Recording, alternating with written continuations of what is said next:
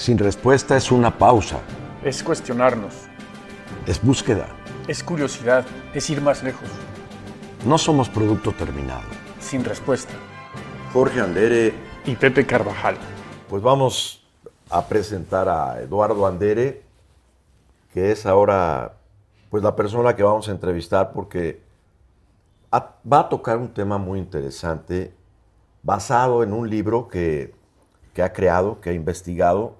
El libro se intitula Monstruo o Prodigio.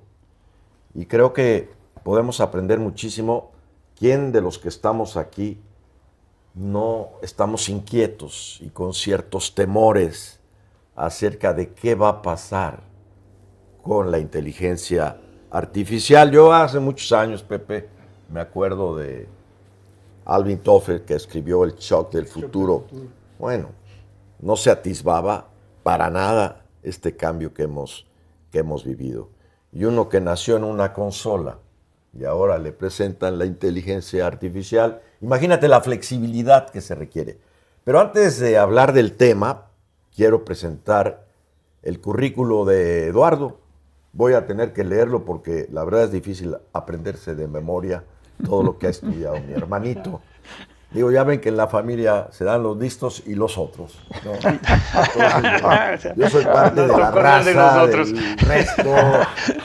Entonces, pues sí, investigador de algo, visitante de Boston College, también estudió economía en Boston University, administración pública en Harvard, ciencia política en Boston University, también es creador de 19 libros, y bueno, sobre todo, yo lo he visto mucho evolucionar en esta parte de la sensibilidad, que también hay que bajar la letra, la abstracción, el estudio, las estadísticas, al corazón, al cuerpo, y sobre todo, creo que una de las cosas que le puede dar valor a esta entrevista, pues es que se ha movido por distintas partes del mundo, ¿no? A una especie de benchmarking, de viendo qué pasa en México. Pero lo que sí, la inteligencia artificial sí viene a rebasarnos. Como decía Mercedes Sosa, cambia, todo cambia. Pero esto sí revoluciona, evoluciona y es mucho más que un cambio. ¿Qué piensas tú, Pepe? Pues yo creo que sería importante también subrayar que la trayectoria de Eduardo tiene que ver mucho con el enfoque a la educación. Claro. Que es justamente lo que presenta aquí en este libro, como el papel del maestro y la inteligencia artificial, como las disyuntivas a las que nos empezamos a enfrentar. No lo he leído, leí más o menos la introducción y juzgo por ahí un poco es que apenas Eduardo está enfocado, ¿cómo? Sí, claro, está enfocado en ver la cuestión de la educación en la inteligencia artificial. Dime si me estoy equivocando. O sea, empezó Eduardo por ahí, pero en la medida en que yo me adentraba, digamos, al tema, me di cuenta que la inteligencia artificial obviamente está impactando no solo a la educación, ¿no? Está impactando al modelo de trabajo, ¿no? Y está impactando a la vida. Entonces, por eso el subtítulo del libro es cómo la inteligencia artificial está transformando la escuela, el trabajo y la vida. Justo por ahí va mi primera pregunta.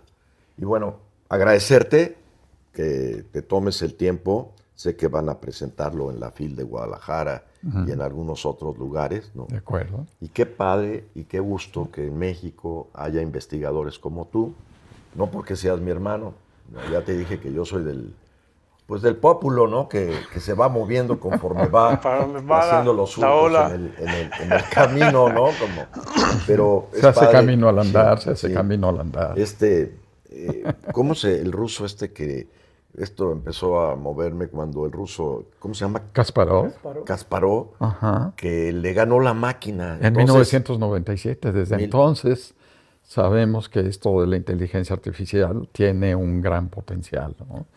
Por ahí de los 70s, cuando se hablaba mucho de las nuevas máquinas y estas máquinas que se van a enfrentar con el ser humano, con el hombre, y que viene una especie de lucha. Ya había algunos de los científicos más involucrados en el tema de la computación, en el tema de la ya desde entonces inteligencia artificial, decían que en los siguientes años se va a crear una máquina que va a vencer a los grandes maestros del ajedrez. Y de ahí me nació un poco el interés de hurgar sobre esto, de cómo empezó, ¿no?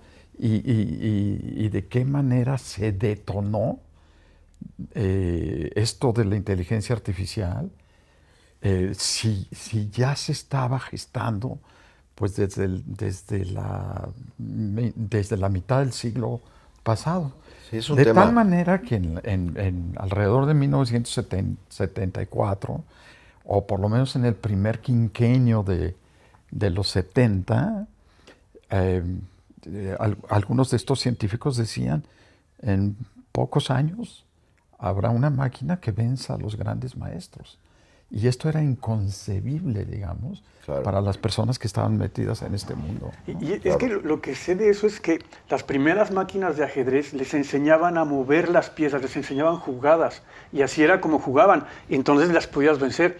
Pero la que le venció a Kasparov era una máquina que le enseñaron a jugar ajedrez. Sí, Y creo que Deep Blue esos son- se llamó la hay- máquina de IBM, que en 1997 vence a... O sea, ya era como un augurio, sí, ¿no? y al principio era muy emocionante ver que efectivamente las primeras máquinas ganaban una partida o dos partidas, pero no el torneo, ¿no? Y de repente, ¿no? En 1997 este Deep Blue, esta máquina con el nombre Deep Blue de IBM, vence en el torneo, ¿no? De manera contundente en aquel entonces al maestro de maestros, ¿no? Al gran campeón, a Kasparov. Y de ahí parte miedo. una gran incógnita.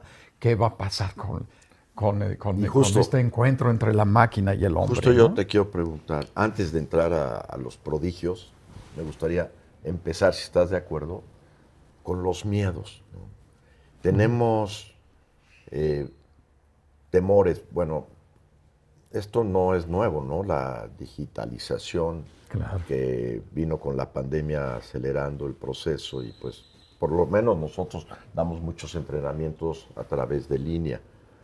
Pero ¿cuáles son los miedos, según tú, que la humanidad atisbó desde este juego de ajedrez, pero después vino de manera acelerada con la pandemia y después ahora con la inteligencia artificial? La gente tiene miedo a perder su trabajo, la gente tiene angustia. ¿Por qué? Platícanos de esta parte Lo que pasa es que del monstruo. Cada vez que nace una nueva tecnología, y que de alguna manera es disruptiva de las formas en las que se hacen las relaciones o las interacciones de los seres humanos, hay una especie como de ansiedad de qué va a suceder, ¿no? Por ejemplo, he leído yo sobre la tecnología de la cámara fotográfica. ¿Qué va a pasar con la pintura, ¿no? Si la cámara fotográfica puede hacer una pintura perfecta, ¿no? Cuando apareció. ¿Qué va a suceder con estos creadores, ¿no? del arte plástico?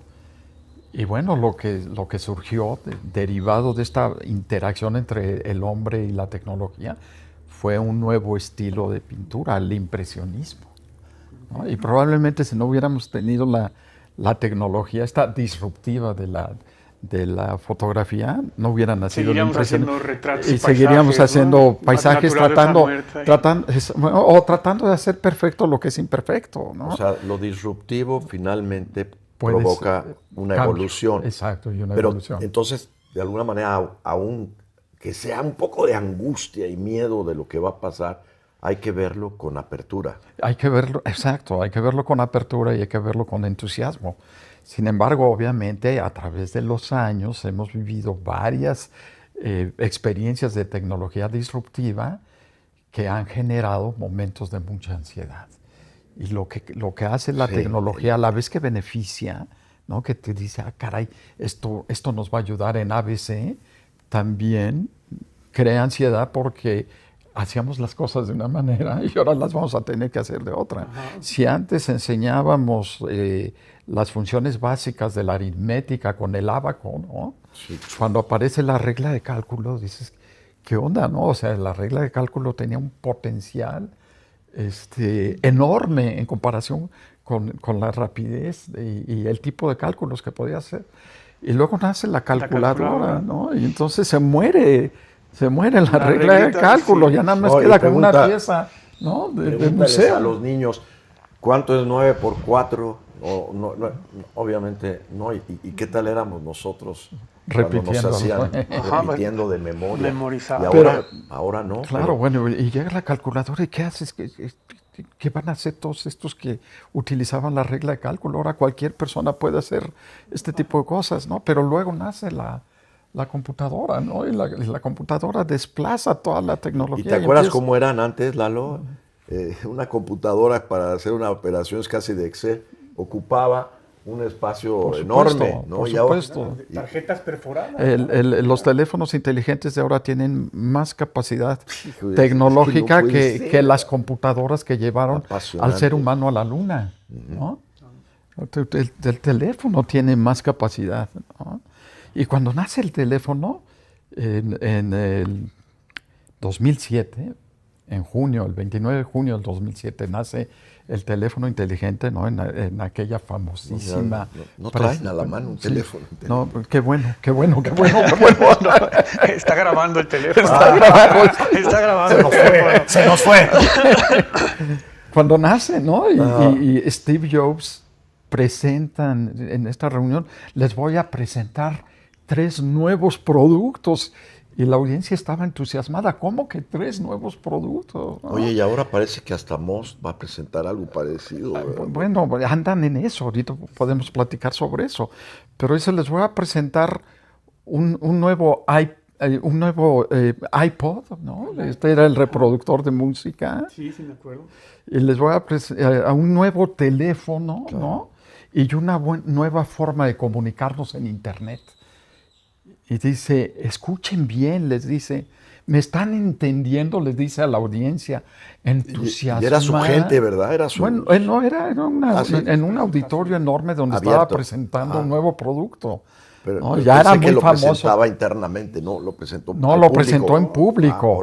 Escuchen bien, les decía, 3 nuevos productos. Sí recuerdo esa conferencia. Y dice Steve, les dice al público, pongan atención, un nuevo iPod, un nuevo teléfono y una nueva forma de comunicarnos, ¿no? Impresionante. Y luego dice, pero estos nuevos 3 productos van a estar integrados en un solo artilugio, en un solo elemento. ¿Y de qué tamaño, no? Y le vamos a llamar iPhone. En ese momento la audiencia truena en entusiasmo, ¿no? Y se levanta y aplauden y sacan a un iPhone ahí rudimentario que hacía 3 o 4 cositas, comparado con el que acaban de presentar ahorita. Con aplicaciones. ¿no? Que ya nadie lo pela, en realidad, ¿no? Las últimas presentaciones, esta última presentación del iPhone ¿cómo se llamaba el Black 17, ¿no? Blackberry. Blackberry. Él dice en la reunión... Que era un burro, ¿no? Él dice... Este nuevo teléfono sustituye toda la tecnología anterior de la forma, y de aquí en adelante el mundo va a cambiar, y vaya que cambió. El teléfono fue una de las tecnologías más disruptivas de la historia de la humanidad, y el iPhone se convierte en el producto más exitoso en términos de ventas de la historia de la humanidad, ¿no? Y yo recuerdo cuando estaba recorriendo las escuelas en la primera década de este siglo, cómo había mucho entusiasmo por ver cómo vamos a incorporar el teléfono en los procesos de enseñanza y aprendizaje. Y entonces yo veía a las maestras y a los maestros con las nuevas aplicaciones y conectando a los estudiantes con el teléfono y la sesión de clases y demás. Fíjate. Y la historia cambia. Porque ahorita el grito de la moda es cómo sacamos al teléfono de las escuelas. No, ya hace menos de 20 años cómo metemos el teléfono en las escuelas. ¿No? Esta charla da para mucho porque llega la tecnología avasalladora y de pronto pues también mete temas éticos, temas de formación, temas indirectos, como que cuando hay un cambio tecnológico, el ser humano entra en una especie de Ansiedad. trance, Sí. de angustia. Yo creo nuestra generación, tal vez tú seas un poco más Pues no chavo, ¿no? Pero yo me acuerdo, pues, en la casa de mis papás, Lalo, lo primero que veíamos era una consola enorme, ¿no? Pero ¿qué tal cuando mi papá llegó, después de transmitir una pelea que le llamaban por el pájaro madrugador, con un radio de este tamañito chiquito, frente a las consolas? Yo me acuerdo que se lo pedí a mi mamá un día y no es para sacar traumas, pero me dice, mamá, si te lo presto. Entonces dije en la escuela, voy a llegar con el radio pequeño. No, no existen. Y me decían, venía de Japón, ¿no? Y a la hora que ya viene el día de... Con su Me dice mi antenita. mamá, ¿sabes qué? No te lo voy a prestar. Me dice, no te lo puedo prestar porque es un riesgo. ¿Y qué tal si te lo agarran y lo rompen? Bueno, me quemé en la escuela y ya no pude llevar el radio. Pero yo recuerdo, yo creo que no hemos vivimos la tele a color, vivimos las maneras de transportarnos, los trenes con imanes. No, estamos listos, Lalo, estamos listos para vivir en la realidad, inteligencia artificial. nos llega más rápido de lo que estamos listos. Eso es lo que Sí, nos va sucede. rebasando. Lo va rebasando, Sí, ¿verdad? y ¿en dónde rebasa más esto? Pues en las escuelas, ¿no? Y en las oficinas, En las evidentemente. oficinas Porque hay está un miedo llegando, tremendo, Lalo, claro, de que voy a perder mi claro. trabajo. Es que cuando se presenta esta nueva tecnología el 30 de noviembre del 2022 en OpenAI con 2022. Sam Altman, que ahora le dicen es el nuevo Steve Jobs, ¿no? El CEO de OpenAI, de donde nace el ChatGPT, AI. ¿no? Y presentan la nueva versión de ChatGPT al público y hace demostraciones de que le hacen unas preguntas a una máquina y la máquina te contesta en lenguaje amigable como si estuvieras platicando con otras personas. Esto ocasionó al mismo tiempo que una euforia, ¿no? Una enorme ansiedad de qué va a pasar. Eso. Y entonces a partir de ahí, ¿Cuáles son los miedos, Lalo? a partir de ahí, digamos que el mundo conocedor, interesado sobre estos temas, se divide dicotómicamente en una predicción del futuro de la humanidad, de que la inteligencia artificial la inteligencia artificial en la forma en la que nos llega, que se le conoce como generativa, va a hacer el apocalipsis de la humanidad, ¿no? De que esta inteligencia se va a desarrollar de tal manera que va a superar en inteligencia a los seres humanos y que en algún momento en el futuro Justo. va a alcanzar una especie de autonomía, entre comillas, o de conciencia, ¿no? Que va a poderse autorregular, ¿no? Y que va a poder dominar al ser humano de la misma manera que lo vimos a principios de la década de los 70. ¿Se acuerdan de la película 2001, Odisea del Espacio? Claro. ¿Y se acuerdan de la computadora? ¿Se acuerdan cómo se llamaba la computadora de la película? No me HAL, acuerdo. HAL, H-A-L. Y HAL, ¿no? que la representan ahí como una cámara con un fondo rojo, ¿no? Domina, toma el control de la nave, los domina, adquiere conciencia y supera, digamos, al ser humano, hasta que el ser humano de alguna manera lo desconecta. Son profecías, ¿eh? Pero es una especie de profecía. Claro. Y entonces, ¿qué vamos a hacer con esta máquina que va a acabar con lo que esta inteligencia artificial hace es que nos está enseñando una nueva forma de comunicarnos, un nuevo lenguaje. Sí, pero... Y la historia de la humanidad dicen, la comunicación es el lenguaje, pero si ya hay una máquina que hace este lenguaje en lugar de los seres humanos, sabrá Dios qué va a suceder. Pero y de ahí el título de monstruo, ¿no? Sí, yo sí tengo ciertos miedos, ¿no? Porque, por ejemplo, la gente ya... Todo el mundo va a poder escribir un libro, ¿no? Nada más le das los prompts, las ideas, y ella te hace una corrección de estilo. Pues lo mismo que la cámara fotográfica, tomas una fotografía y ya tienes un paisaje perfecto. Lalito, a ver, contéstame así, 3 miedos que tú percibes en la humanidad y que de alguna manera por eso le llamas monstruo. Sí, bueno, porque hay esta dicotomía, porque por otro lado están los mismos, sobre todo las empresas y los ingenieros y los científicos detrás, y obviamente los dueños de las empresas detrás de este nuevo producto, ¿no?, de inteligencia artificial generativa y la que viene, ¿no?, que es lo que le han llamado la superinteligencia. Dicen, no, al contrario, este es un detonador para el ser humano. O sea, el ser humano va a poder con esto. No va a poder. Va a poder el ser humano resolver sus grandes taras. Vamos a poder acabar con las enfermedades, vamos a poder acabar con la pobreza, vamos a poder acabar con el hambre, vamos a poder resolver los problemas climáticos. ¿Cómo se lo dice a alguien si dicen, pues te vamos a quitar el trabajo porque pues para qué quiero, nada más me traen problemas los seres humanos?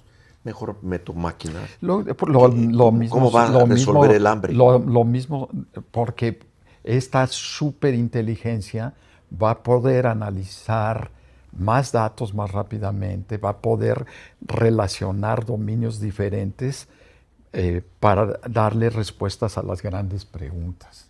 Perdón, a las grandes axiomas, retos, desafíos de la humanidad. Porque de alguna manera, haz de cuenta que tienes a todas las enciclopedias, a toda la obra humana sinapsis en una máquina, ¿no?, capaz de leerlo a una velocidad extraordinaria y darte una respuesta casi a cualquier pregunta que antes no lo podíamos hacer, ¿no? Oye, Lalito, ya hablando entonces del tenemos libro, la dicotomía, o nos vamos a morir, ¿no?, en apocalipsis, o vamos a resolver todos nuestros problemas. Oye, bueno, y ya entrando de lleno al libro, ¿qué planteas en el libro? ¿Por qué la gente... Y no quiero nada más como hablar de vender un libro, porque no es nuestra intención en esto, pero sí... Yo no lo hago con la intención de venderlo, yo lo hago porque me divierte escribir. Te divierte, pero concretamente, háblanos del libro. Bueno, lo que sucede es que ¿Qué presentas ahí? Lo que sucede es que cuando yo empiezo a hacer investigación en educación, desde hace un poquito más de 20 años, por ahí, mejor no hablemos de edades, pero bueno. No 2003, ¿no?, en esta especie de nueva carrera, que cada 3 o cada 4 años nace algo nuevo, o una idea nueva, o un conjunto de ideas nuevas, cosas de ese tipo. Y cuando nace esto de la inteligencia artificial, y veo que llega más rápida o sorpresivamente que lo que estamos preparados, tanto en los hogares como en las escuelas, como en las universidades, como en las empresas, dice, esto es importante, esto hay que documentarlo. Entonces yo no pensé al principio en un libro. Yo lo que estaba pensando era en aprender qué es esto de la inteligencia artificial, ¿de qué están hablando? Entonces lo que decidí fue meterme a estudiar sobre el tema, ¿no?, a documentarme. Y entonces iba tomando notas por aquí, iba tomando notas por allá, iba juntando una especie como de archivos. O sea, el libro no te lo hizo la inteligencia artificial. Bueno, no, pero lo tuve que... Fui consultando con la inteligencia artificial, porque dije, a ver... Está padre que hables de tomar notas, porque, o sea, no le dijiste prompt y ya hazme un libro, ¿no? Es que eso no se puede. Mira, volviendo al ejemplo de Lalo de la cámara fotográfica con la pintura, o la escritura, o sea, tú no puedes decir, a ver, escríbeme un libro y te escribe un libro de 300 páginas. Si no tienes la pregunta, si no sabes la información. A mí me acaba de pasar, la otra vez estaba platicando con Gabriel y hasta le enseñé una conversación en donde le decía, no, a ver, ya te dije 3 veces cómo sacar una cuenta del Chipawali y no puedes hacerlo. Yo a mí lo que... Bueno, el libro entonces, para contestar su pregunta, la parte el libro persona. Entonces es como una especie de crónica. Yo dije, voy a ver qué está sucediendo día con día. Día con día. Entonces me empecé a documentar. Como un diario. Exacto, como un diario. Dejé todo lo que estaba haciendo y me ponía a leer las nuevas cosas que salían. ¿Quién lo decía? ¿Cómo lo decía? ¿Qué funciona esto? ¿Quién está haciendo esto? ¿Cómo están compitiendo? Y entonces el libro es una especie de crónica del nacimiento de un monstruo o de un prodigio. Y yo se los presento tal en las dos visiones. y dejo que cada quien tome sus conclusiones. No lo sabemos, ¿no? Si tú hablaras de los pasos que lleva el libro, así como en síntesis, más relevantes, ¿cuáles serían? Bueno, lo primero fue mi curiosidad, ¿no? Lo primero fue cuando yo leo las noticias el 1 de diciembre del 2022, que estábamos saliendo de la pandemia, y leo las noticias de la inteligencia artificial generativa, y recordarán ustedes, como lo acaban de mencionar hace un ratito, todo lo disruptivo que fue la pandemia en términos de acelerar la digitalización. Y de repente, hacia el final de la pandemia, surge un nuevo producto de la digitalización que va a transformar la forma en la que nos comunicamos, y que lo está haciendo. Entonces dije, esto es importante para la educación. Lo pensé así al principio, para la educación.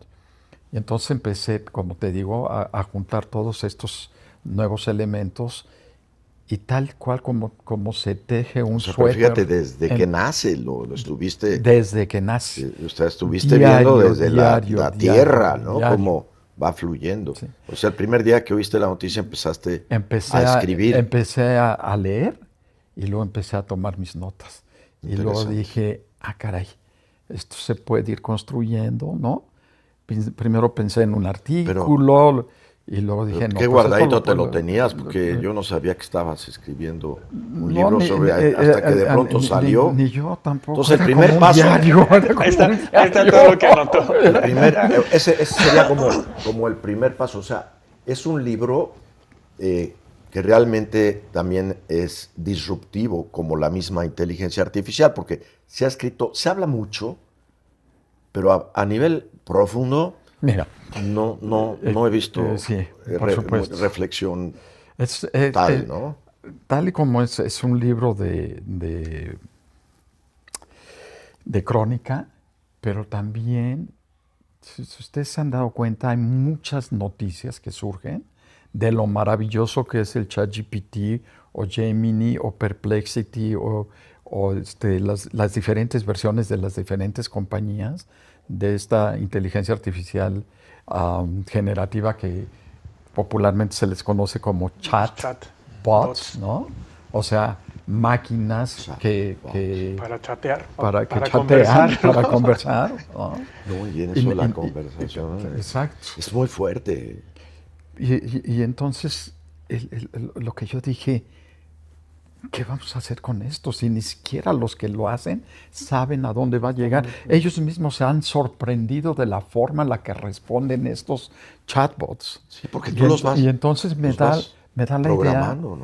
la idea de vamos a ubicarnos. Es un libro que te ubica. Es un libro que te da información para saber qué hacer con la inteligencia artificial. Muy bien. El que te dice hasta dónde va a llegar, cómo va a llegar, cómo se desarrolla, qué es verdadero, qué no es verdadero, qué es un mito, qué es una realidad, qué es una propaganda de las empresas, ¿no? Porque una de las cosas que me di cuenta es que cuando las empresas y los dueños de estas empresas tecnológicas están promoviendo su producto, su lenguaje es muy vendedor. Pero cuando ellos mismos participan en un panel académico, su lenguaje es mucho más moderado. Hablan de manera diferente. Aquí te dicen, esto va a catapultar a la humanidad, y por acá te dicen, no, tenle cuidado, porque se puede equivocar. No, porque imagínate. Puede alucinar, porque puede no solamente equivocarse y alucinar, te puede hasta engañar, ¿no? Te puede hasta mentir. Yo creo que yo veo en trasfondo 3 elementos. Uno, el elemento ético, que es de alguna manera peligrosa, porque pues incluso te puede dar respuestas que te invitan a comportamientos antisociales. Porque al final dime, espejito, espejito, ¿quién es la mujer más bella? Blancanieves, ¿no? Y entonces, pero aquí de alguna manera, son preguntas retóricas que van en espiral creciendo. El otro día escuché en una entrevista, y este es otro elemento importante, que decía alguien, no, yo ya no voy a ver a mi terapeuta, ¿no? Mi mejor terapeuta es la inteligencia artificial. Claro. Hay extremos en donde realmente Bueno. hemos perdido la dimensión de lo que significa el contacto humano. Y también, por ejemplo, personas muy solas, que no tienen pareja, acaban realmente en una especie de adicción, porque tú sabes que al final, y tú eres conocedor de esto, están los receptores de dopamina. Sí. Y la gente se engancha porque cada vez Por pide eso. más dopamina como alcohol. Por y eso, pide por más eso todos información. los chatbots están entrenados para decirte, excelente pregunta, qué bien lo ¿Quieres? haces, ¿no? Sí. Porque en ese momento te está dando dopamina. Para crearte una adicción y que estés pegado al instrumento. Continuará. En el siguiente podcast seguiremos conversando con Eduardo Andere sobre inteligencia artificial. Jorge Andere Y Pepe Carvajal.